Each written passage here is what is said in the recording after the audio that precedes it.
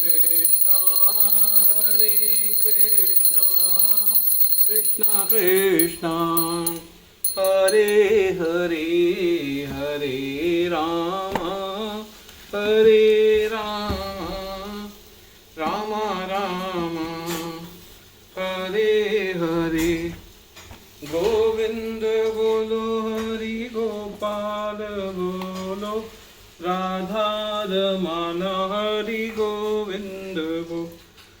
आज श्रीमद् भागवतम के चौथे स्कंद का पेज 124 पढ़ने जा रहे हैं।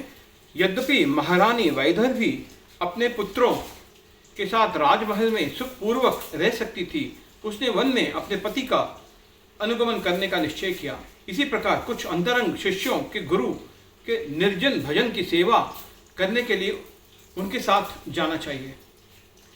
मल्लध्वज ने कुलाचल प्रांत से होकर बहने वाली चंद्रवसा, ताम्रपर्णी और वटोदका नदी में स्नान करके स्वयं को अंदर बाहर से शुद्ध किया। भोजन के नाम पर वे केवल कंद मूल, पत्ते, बीज, फल, फूल और घास ही खाते थे। परिणाम स्वरूप उनका शरीर बहुत क्षीण हो गया, परंतु तपस्या के बल पर उन्होंने सर्दी, गर्मी एवं सुख दुख के द्वंद्वों तथा भूख, प्यास और प्रकृति के कठोरता को जीत लिया। इस प्रकार मल्लध्वज ने अपने मन को पूर्ण पुरुषोत्तम भगवान पर केंद्रित करने के लिए अपनी प्राणवायु और इंद्रियों को नियंत्रित कर लिया। अंततः कुलाचल में 100 दिव्य वर्ष, 36,000 सौर्य वर्ष रहने के पश्चात राजा को जीवन की सर्वोच्च पूर्णता अर्थात भगवान की शुद्ध भक्ति प्राप्त हो गई। मल्लध्वज अपने हृदय में अपने निकट बैठे परमात्मा को स्पष्ट देखने लगे। भगवान से प्रत्यक्ष निर्देश प्राप्त करने के कारण वे सृष्टि की प्रत्येक वस्तु को हर दृष्टिकोण से समझ गए। अब वे पूर्ण कृष्ण भावना की अवस्था में स्थित थे। श्री कृष्ण से विलग प्रत्येक कार्य को अनावश्यक एवं माया जानकर उन्होंने समस्त भौतिक कार्यों में स्वयं को विमुक्त कर लिया। महारानी वैदर्भी के लिए अपने पति से बढ़कर अन्य कुछ नहीं था।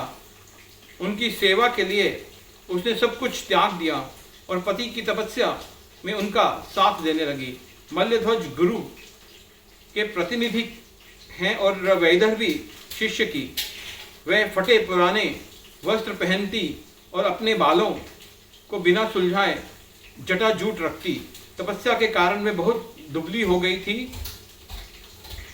निरंतर अपने पति के पास रहते हुए भी वह उसी प्रकार सदैव शांत तथा अनुद्विग्न रहती, जिस प्रकार वायु रहित स्थान पर दीपक की लौ अचल रहती है। उसके पति आसन जमाए समाधि में बैठे थे और वे तब तक उनकी सेवा करती रही जब तक उसे समझ नहीं आया कि वे उस शरीर से प्रयाण कर चुके हैं। अपने पति के पैरों को दबाते हुए उसने अचानक अनुभव किया उनके पैर पहले से समान गर्म नहीं थे। वह समझ गई कि उसके पति अब इस शरीर में नहीं हैं। स्वयं को अकेली देखकर वैदर्भी चिंताग्रस्त हो गई। अबाध रूप से अश्रुपात करते हुए अपने गुरु के तिरोधान पर शिष्य को ऐसी प्रकार रोना चाहिए। वह जोर जोर से पुकारने लगी, महाराज कृपया खड़े हो जाइए। देखिए किस प्रकार संसार में चोर उचक्के भर गए हैं। पृथ्वीवासी अत्यंत भयभीत हैं और उनकी रक्षा करना आपका कर्तव्य है। एक आचार्य धर्म के वास्तविक सिद्धांतों की स्थापना करता है, परंतु उनके चले जाने के पश्चात तथाकथित स्वामियों और योगियों के वेश में धोखेबाज और अभक्त परिस्थिति का अनुचित लाभ उठाकर अप सिद्धांतों का प्रचार आरंभ कर देते हैं। इसलिए सच्चे शिष्य का कर्तव्य है कि वे निष्ठापूर्वक गुरु के निर्देशों का पालन करते हुए परिस्थिति को संभाल कर रखें। अंततः अपने मृत पति के चरणों से उठकर वैदर्भी ने एक सती पत्नी की भूमिका निभाते हुए चिता का निर्माण किया और पति की निर्जीव शरीर को उस पर रख दिया।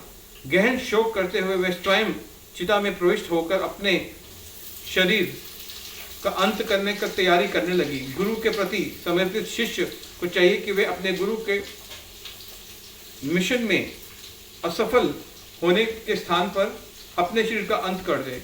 उस समय राजा पुरंजन का पुराना मित्र एक ब्राह्मण वहां आया और अपने मधुर वचनों से रानी को संतावना देने लगा। यह ब्राह्मण परमात्मा का प्रतिनिधि है जो जीवात्मा को भौतिक भोग के साधन प्रदान करता है, परंतु उचित अवसर आने पर परमात्मा जीवात्मा को इस बात का ज्ञान भी देते हैं कि वे मायावी सुख को त्याग कर उनकी शरण ले। हरे कृष्णा कृष्णा कृष्णा हरे।